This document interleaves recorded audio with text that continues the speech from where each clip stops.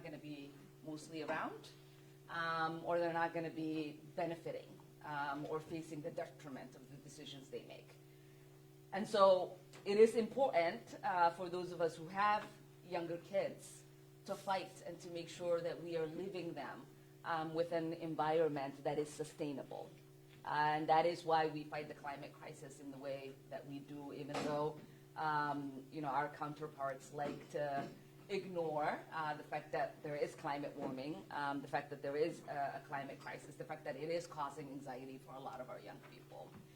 And then lastly, I will say gun violence is something that keeps me up at night.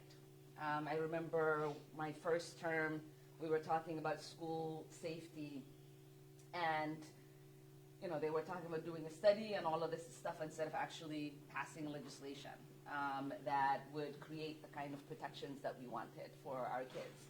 And I was reminded that I am now a mom who lives in the United States.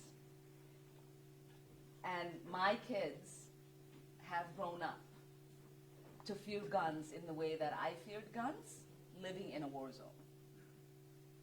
And the idea that my 8-year-old or 10-year-old would come to me and tell me that she counts the number of exits and how fast she can get to them